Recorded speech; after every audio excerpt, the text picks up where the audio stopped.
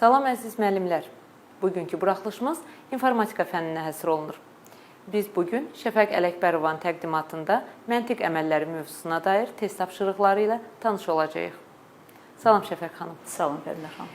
Şəfəq xanım, informatika fənnindən məntiq əməlləri mövzusu hansı məzmun sahəsinə aiddir və məhz bu məzmun sahəsinə görə neçə sualın verilməsi düşünülür? Məntiq əməlləri mövzusu informatikada informasiya və informasiya prosesləri məzmun sahəsinə aiddir və bu sahəyə aid 11 sualın olması düşünülür. Bizim bugün araşdıracağımız mövzu 11-ci sinifin mövzusudur. Təşəkkür edirəm informasiya üçün. Buyurun artıq test tapşırıqlarının izahına keçək. Çox təşəkkür edirəm. Deməli, ilk öncə mən məntiq əməlləri, ümumiyyətlə məntiqi mülahizələr, məntiqi ifadələr nədir, bu barədə məlumat vermək istəyirəm. Kompüterdə verilənlərin emalı prosessor tərəfindən aparılır və prosessor riyazi və məntiqi əməlləri yerinə yetirir. Məntiq əməllərini necə yerinə yetirmək lazımdır? Biz bugünkü dərsimizdə onunla tanış olacağıq. Ümumiyyətlə məntiq təfəkkür qanunları və formaları haqqında bir elmdir və məntiqin əsas obyekti mülahizələrdir. Mülahizə nə deməkdir? Mülahizə haqqında doğru və ya yanlış deyə biləcəyimiz, yəni birmənalı şəkildə doğrudur və yaxud da yanlışdır deyə biləcəyimiz nəqli bir cümlədir. Məsəl üçün, Bakı Azərbaycanın paytaxtıdır. Nəqli cümlədir və doğru mülahizədir. Və yaxud da ki, bir ildə 13 ay var. Nəqli cümlədir, amma yanlış mülahizədir. Yaxşı, belə bir sual ortaya çıxa bilər ki, əgər belə bir nəqli cümlə olsa ki, bugün yaxşı havadır. Bu da bir mülahizədirmi? Çünki bu haqda biz nə birmənalı şəkildə doğru deyə bilirik, nə birmənalı şəkildə yanlış deyə bilirik. Ona görə də bu belə cümlə mülahizə sayılmır. Yəni, insanın fikrinə əsaslanan cümlələr mülahizə sayılmır. Mülahizələrin birləşməsindən, məntiq əməllərinin köməyi ilə birləşməsindən məntiqi ifadələr yaranır. Cədvəldə 3 əsas məntiqi ifadə göstərilibdir. Onların adları və gördüyünüz kimi şərti işarələri. Bax, bu simvollarla onlar işarə olunurlar. Başqa məntiq əməllərimiz də var, lakin o məntiq əməlləri göstərdiyimiz bax bu 3 əsas məntiq əməlinin köməyi ilə ifadə oluna bildiyinə görə biz onları əsas saymırıq. Əsas məntiq əməlləri bu inversiyadır, disjunksiya və konjunksiya sayılır. Biraz hər bir məntiq əməli haqqında məlumat vermək istəyirəm. Məsələn, inversiya məntiq əməli verilmiş mülahizəni inkar edir. Disjunksiya məntiq əməli bir neçə mülahizəni birləşməsidir və bu mülahizələrin toplanmasıdır. Bu zaman hər hansı mülahizədən yalnız biri doğru olsa, nəticə doğru olur. Və yaxud da ki, ikisi də yanlış olmalıdır ki, disjunksiyanın birləşdirdiyi mülahizələrin hamısı yanlış olmalıdır ki, nəticə yanlış olsun. Konjunksiya məntiqi vurmadır. Bunun nəticəsində, yəni konjunksiyanın birləşdirdiyi məntiqi mülahizələrin yalnız hamısı doğru olduğu halda nəticə doğru olur. Ən az biri yanlış olsa, nəticəmiz yanlış olur. Və məntiqi ifadələrdə də, riyazi ifadələrdə olduğu kimi əməllərin yerinə yetirilmə ardıcıllığı var. Burada ilk öncə mötərizə və onun içərisindəki əməllər, sonra inversiya, konjunksiya və disjunksiya yerinə yetirilir. İndi isə keçək test tapşırıqlarımızın həllinə. Gördüyünüz kimi uyğunluq məsələmiz var. 3 məntiqi ifadəmiz var və məntiqi əməllərimiz var. Bu ifadənin hansı əməli yerinə yetirdiyinə baxmalıyıq. Burada gəlin yadımıza salaq bir-bir işarələrini. Məsələn, konjunksiyanın işarələri gördüyünüz kimi göstərilib cədvəldə də verilmişdir. İmplikasiyanın işarəsidir, inversiyanın işarəsi, disjunksiyanın işarəsi və ekvivalentliyin işarəsi. Bütün bax bu göstərilən işarələrdən artıq aydın olur ki, bizim uyğunluğun cavabı B-dir. Yəni, birinci ifadəmiz disjunksiya, ikinci ifadəmiz konjunksiya, üçüncü ifadəmiz isə inversiyadır. Növbəti tapşırığımıza baxaq. Növbəti tapşırığımızda biz doğruluq cədvəlinə əsasən məntiqi əməli, yəni hansı məntiq əməli bu doğruluq cədvəlində göstərilibdir, onu müəyyən etməliyik. Və mənim biraz öncə dediyim kimi, əgər bizim 2 məntiqi mülahizəmiz var və F onların nəticəsidir. Və mən biraz öncə dedim ki, yalnız ifadələrin doğru olduğu halda nəticə doğru olur. Hansı məntiq əməlinin yerinə yetirilməsi nəticəsində? Konjunksiyanın.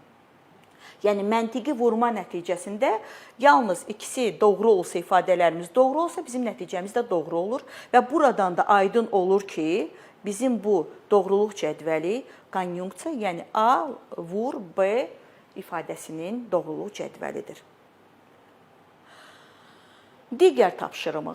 Qısa bir haşiyə çıxmaq istəyirəm.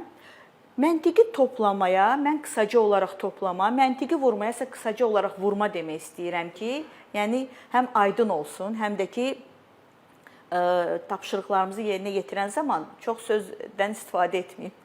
Məsəl üçün, burada nədir? Yenə uyğunluq məsələsidir. Bizim məntiqi ifadəmiz verilibdir. Məntiqi ifadədə 3 dəyişənimiz var.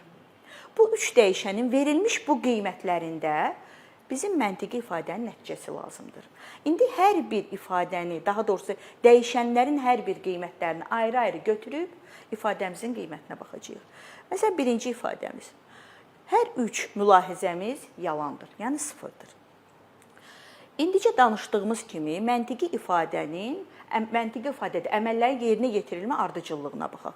Birinci nə etməliydik? Mötərizəni. Mötərizədə B vur C var. Yəni B konjunksiya C. B də bizdə yalan, C də yalan olduğuna görə onların konjunksiyası bizə yalanı verəcək. Sonra biz inversiyanı etməliyik. A-nın inversiyası, yəni A-nın inkarı A sıfır olduğuna görə 1-ə bərabərdir. Növbəti əməldə biz artıq disjunksiyanı edirik. Yəni A-nın inkarı ilə mötərizəmizin nəticəsini toplamalıyıq. A-nın inkarı 1, mötərizəmizin nəticəsi də 0 olduğuna görə onların cəmi, yəni disjunksiyası bizə 1 verəcək. Deməli, birinci dəyişənlərin birinci qiymətində bizim ifadənin qiyməti 1-ə bərabərdir. Növbəti dəyişənlərin qiymətlərinə baxaq. A0, B1, C0 olan halda. Yenə eyni ardıcıllıqla biz ifadəmizdəki qiymətlərə baxacağıq. Yəni, birinci mötərizəni yerinə yetiririk və dediyim kimi, hasil yalnız bir halda bir olur. Bizim hər iki mülahizəmiz doğru olsa. Burada gördüyümüz kimi mülahizənin biri doğru, digəri yanlışdır. Yəni, nəticə yanlışdır. Yenə də A-nın inkarıdır. Sıfırın inkarı bizə 1-i verir. Yekunda biz onları toplamalıyıq. Yəni 1 ilə 0-ın cəmi bizə yenə 1-i verəcək. Deməli, ikinci dəyişənlərin ikinci qiymətində də nəticəmiz 1-ə bərabərdir. Üçüncüyə baxırıq. Burada hər 3 məntiqi dəyişənimiz, yəni mülahizəmiz doğrudur. Eyni ardıcıllıqla yerinə yetiririk. 1 ilə 1-in məntiqi hasili 1-ə bərabərdir. A-nın inkarı 0-dır və bu iki ifadənin nəticələrinin cəmi də bizə yenə 1-i verir. Yəni, dəyişənlərin üçüncü qiymətlərinin dəstində də biz bir nəticəsini alırıq. Beləliklə, məlum olur ki, bizim hər 3 qiymətlər dəstimizdə cavab 1-dir və bu D variantıdır. Növbəti suala baxırıq. Növbəti sualımızda biz nə edəcəyik? X dəyişəninin hansı, X həm də tam ədəddir, hansı ən kiçik qiymətində verilmiş mülahizə doğru olacaq? Bu tapşırığı daha aydın başa düşmək üçün ədəd oxunda təsvir etmişik.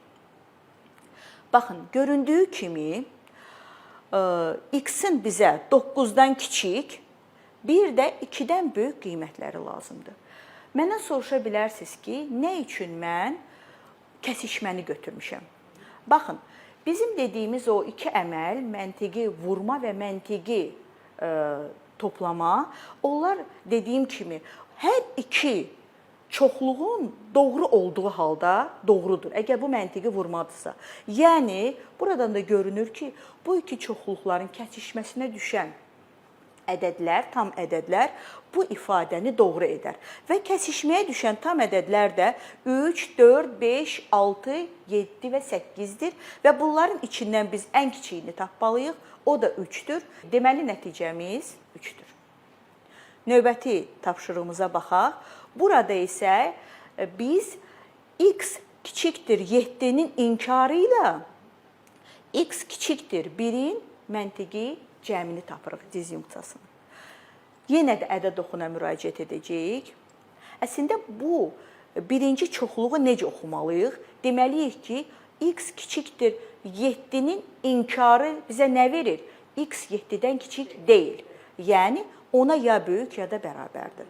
Deməli, birinci mötərizəmizdə bizim axtardığımız x-lar, onu doğru edən x-lar 7-dən sağdadır. İkinci mötərizəmiz x-in 1-dən kiçik halıdır. Bu da daxil deyil, eyni zamanda 1-dən solda duranlardır. Və bizdə görürsünüz ki, disjunksiya hər iki çoxluqdan biri doğru olsa, x bu iki çoxluqdan birinə aid olsa, mənim ifadəmin nəticəsi doğru olar. Amma biz nə axtarırıq? İfadəni yalan edəni. Yəni, bu çoxluqlara aid olmayanı, birləşmədə olmayan qiymətləri və onların içindən ən böyüyünü tapmalıyıq. Və birləşməyə aid olmayanlar 1, 2, 3, 4, 5, 6-dır və bunların içində ən böyüyü 6-dır. Deməli, ifadəmizin nəticəsi 6-dır. 6 qiymətində mülahizəmizin nəticəsi yalan olacaq.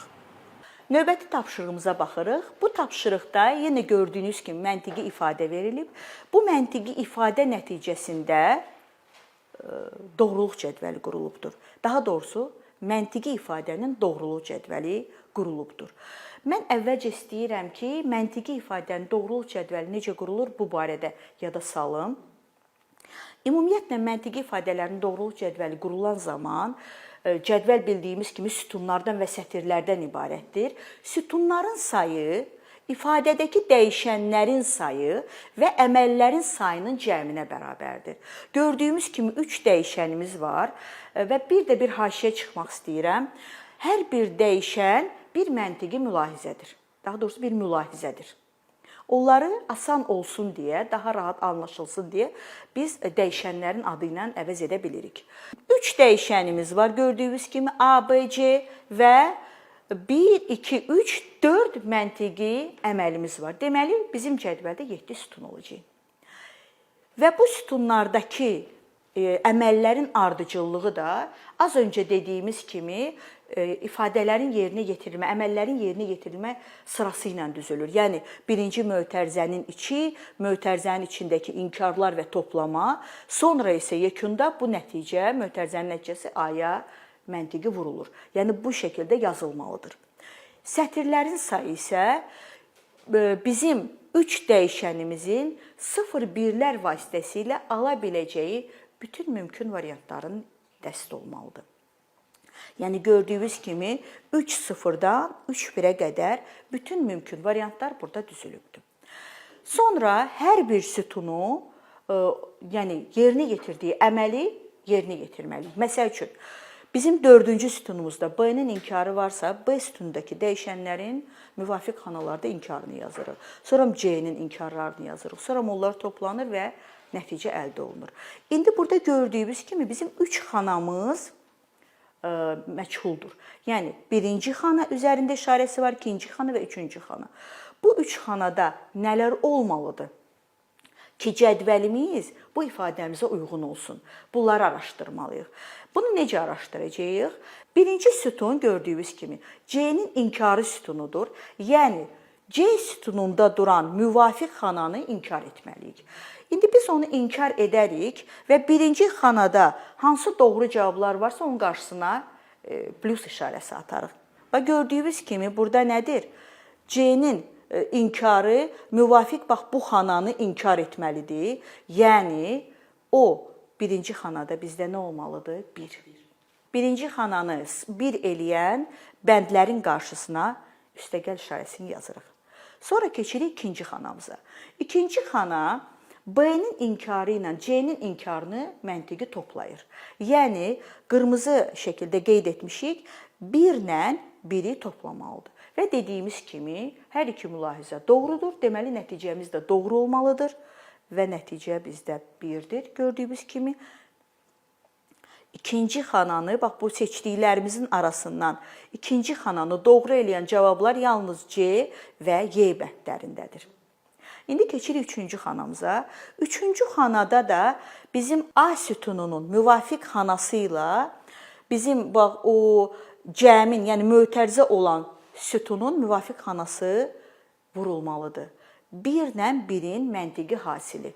1 ilə 1-in, yəni doğru ilə doğru məntiqi hasildə bizə həmişə doğrunu verər. Gördüyünüz kimi o da doğrudur.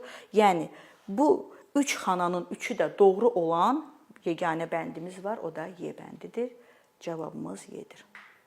Növbəti tapşırığımıza baxırıq.